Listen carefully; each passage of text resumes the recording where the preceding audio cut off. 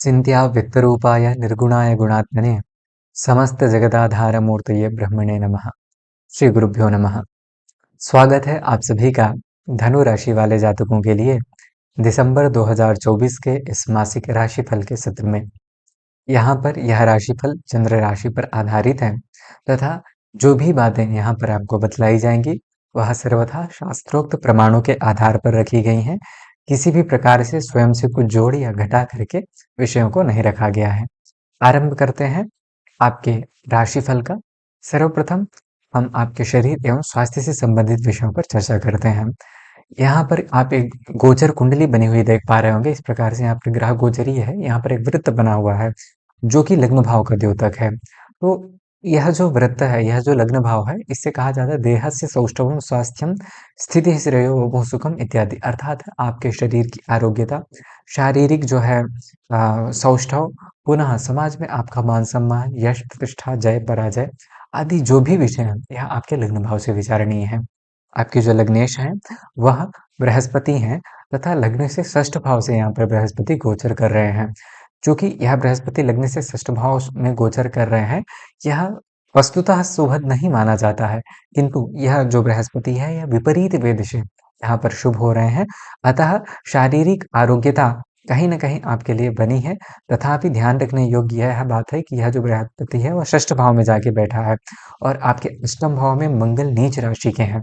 अतः शरीर में अथवा शारीरिक दृष्टिकोण से थोड़ी बहुत सावधानी रखने की आवश्यकता आपको ज़रूर पड़ेगी, क्योंकि यह जो मंगल है यह अष्टम भाव का मंगल अच्छा नहीं माना जाता है। आपका यह व्ययेश होकर के अष्टम भाव में जाकर के बैठा है। अतः आप जब भी गाड़ी वाहन चलाएं अथवा किसी भी प्रकार से यदि किसी से मतलब आपको कोई शत्रु पक्ष है, आप इस महीने विशेष में प्रयास करें कि आप उससे यदि वह आपको एक बार स्वयं से कुछ कह के भी चला जाता है, तो आप किसी भी प्रकार से वाद-विवाद में ना उलझें। नहीं तो यह मंगल जो कि आपके गोचर में अच्छा नहीं है, तो यह आपको परेशानियों में डाल सकता है। इस बात का आपको विशेष ध्यान रखना है। चूँकि बृहस्पति आपके लिए एक शुभ ग्रह है, आपका लग्नेश है, तो किसी प्रकार से कोई विशेष समस्या यहाँ पर नहीं है। तथापि स्वास्थ्य के दृष्टिकोण से आपको एवं वाणी में, क्योंकि मंगल क्या है, क्रोधित कर देता है व्यक्ति को। आवेग में आकर के व्यक्ति सोच समझता नहीं है और सोचता समझता अच्छे से नहीं है और जो है तुरंत निर्णय ले लेता है। तो जल्दबाजी में कोई निर्णय ना ले और किसी भी प्रकार के वाद विवाद में इस गोचर अवधि में ना पड़े। यही जो है शरीर एवं स्वास्थ्य के दृष्टिकोण से आपको विशेष ध्यान रखना है। आगे बढ़ते हैं शिक्षा एवं संतान से संबंधित विषयों पर चर्चा के लिए। इसका जो विचार है, यहाँ पर यदि आप एक व्रत बना हुआ देख पा रहे होंगे, तो यह जो है पंचम भाव से किया जाता है। अब पंचमेश जो है आपके मंगल हैं, मंगल अष्टम में जाकर के पंचम से चतुर्थ में जाकर के नीच राशि में बैठे हैं, यह अच्छी स्थिति नहीं है। अतः संतान पक्ष से यहाँ पर आपको कुछ उतना बेहद सुखद परिणाम नहीं दिखाई देंगे। आपको ध्यान रखना है आपकी संतति कहाँ जा रही है, क्या कर रही है, किस प्रकार से जो है वह बाहर जाकर के कार्यों में प्रवृत्त हो रहे हैं, क्योंकि मंगल जो है वह मतलब एक तरह से आपको इस गोचर अवधि में अपनी संतति का ख्याल अवश्य रखना है। दूसरी बात, जो छात्र वर्ग है उसको भी पढ़ाई-लिखाई में अथवा मानसिक रूप से उतना ज़्यादा कंसिस्टेंसी नहीं मिल पाएगी, अथवा यदि आप कहें तो मानसिक रूप से उतनी ज़्यादा सुखदता इस गोचर अवधि में आपके लिए नहीं है। अतः आपको विशेषतः मंगल से संबंधित उपाय करने की आवश्यकता है। आगे बढ़ते हैं आपके दाम्पत्य, प्रेम संबंध एवं व्यवसाय से संबंधित विषय पर चर्चा के लिए। यहाँ पर यह जो आपके दाम्पत्य भाव के जो स्वामी ग्रह हैं, वह बुध है, लग्न से 12वें में और सप्तम से षष्ठ में जाकर के बैठे हैं। वस्तुतः 12वें भाव का बुध जो है, यदि किसी अन्य की कुंडली में होता और इस प्रकार से स्थिति ना होती तो वह अशुभ माना जाता। किंतु इसी विषय को मैंने यहाँ पर हाइलाइट भी किया है, यदि आप देखेंगे कि यह जो बुध है, यह विपरीत वेधात शुभः, अर्थात तीसरे से चौथे में यदि देखेंगे तो यहाँ पर बुध से ग्रह प्राप्त हो रहा है। अतः यह जो बुध है आपके लिए मतलब दाम्पत्य जीवन में आपको किसी भी प्रकार से कोई परेशानी नहीं है। दाम्पत्य जीवन का सुख यहाँ पर आपके लिए दिखता हुआ नज़र आता है। कुछ लोगों की विदेश यात्राएँ भी इस प्रकार से इस योग से संभव होती हैं, अतः विदेश यात्रा से संबंधित भी यह योग आपके लिए घटित होता है।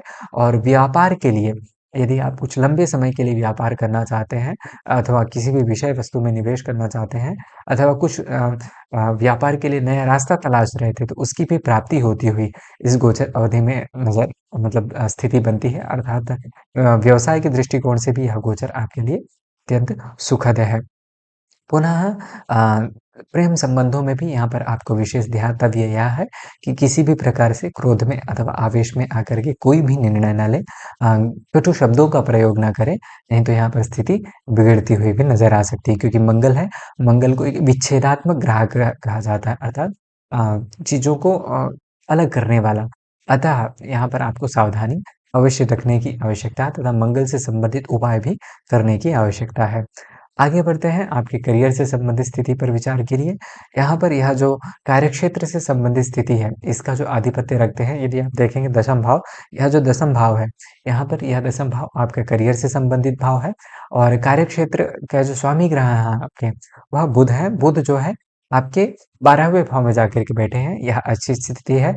जो लोग करियर से सेटलमेंट के लिए अब्रॉड आदि से संबंधित अथवा बाहर मतलब विदेशों में जाकर के अपना कार्यक्षेत्र से संबंधित स्थिति की तलाश कर रहे थे, उनके लिए यह गोचर अवधि उनकी मनोकामना की पूर्ति करती हुई नज़र आती है। अर्थात अब्रॉड सेटलमेंट से संबंधित किसी प्रकार से आपका कुछ काम अटका हुआ था अथवा विदेश जाने से संबंधित मतलब आपके कार्यस्थल से करियर को लेकर के विदेश जाने से संबंधित कुछ प्रसंग था जो कि अटका हुआ था, तो उससे संबंधित सकारात्मक परिणाम इस गोचर अवधि में आपको प्राप्त होते हुए नज़र आएँगे। यहाँ पर जो दशम भाव का केतु है, वह भी लाभ क्योंकि मतलब हानिं च लाभं शुभगम एवं च, अर्थात दशम भावस्थ जो केतु है, यह लाभ देने वाला होता है। अतः कार्यक्षेत्र में पदाभिवृद्धि कार्य किसी कार्यवशात भी आप इस गोचर अवधि में विदेश जा सकते हैं। तो इस प्रकार से स्थिति यहाँ पर आपके लिए बनती हुई नज़र आती है करियर के दृष्टिकोण से।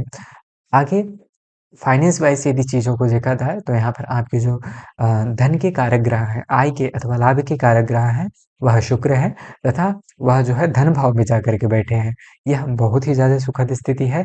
धन के दृष्टिकोण से यहाँ पर यह शुक्र इस गोचर अवधि में आपके लिए सेविंग्स करवाने वाले रहेंगे, अर्थात इस गोचर अवधि में आप बहुत अच्छे से धन का जो है संरक्षण कर पाएँगे। आय में वृद्धि भी यहाँ पर आपके लिए बनी हुई है, क्योंकि यदि आप देखेंगे 12वें भाव में बुध तथा सूर्य की युति जो है, यह बुधादित्य नामक राजयोग का निर्माण कर रही है। तो धार्मिक कार्यों में यहाँ पर आप कुछ धन का व्यय करेंगे, किंतु यह जो बुध और सूर्य की युति है, यह आपको निवेश में अत्यंत लाभदायक सिद्ध होगी। तथा यदि किसी भी प्रकार का निवेश करना चाहते हैं, सोच समझ करके करें, यहाँ पर आपके लिए सकारात्मक परिणामों की स्थिति भी दिखाई देती है। पुनः 12वें भाव में बृहस्पति की जो है दृष्टि भी है, अतः कुछ यहाँ पर धार्मिक आयोजन भी अथवा पारिवारिक आयोजन भी यहाँ पर हो सकते हैं, क्योंकि शुक्र जो है दाम्पत्य जीवन का कारक है और वह जो है द्वितीय भाव में जाकर के बैठा हुआ है।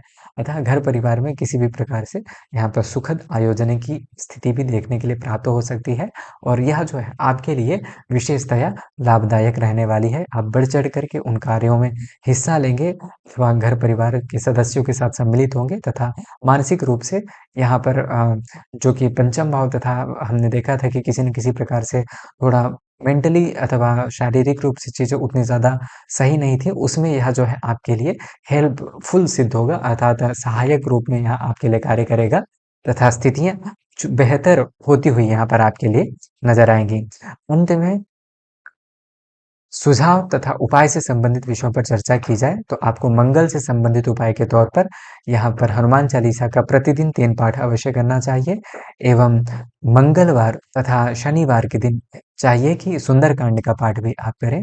दान के तौर पर गुड़ का दान कर सकते हैं, बृहस्पतिवार के दिन पीली वस्तुओं का दान कर सकते हैं। रविवार अथवा मंगलवार दोनों दिन चाहें तो आप मसूर की दाल का दान कर सकते हैं। यह सभी विषय जो हैं आपको इस गोचर अवधि को और भी ज़्यादा सुखद तथा शुभद बनाने में सहायक होंगे। आशा है यह जानकारी आपको अच्छी लगी होगी। यदि इसके आधार पर कुछ आपके व्यक्तिगत सुझाव हैं, तो वह भी आप कमेंट के माध्यम से अपनी बात रख सकते हैं। वर्तमान के लिए इतना ही, मिलते हैं अगली वीडियो में, तब तक के लिए अपना ध्यान रखिए। नमस्ते, महादेव।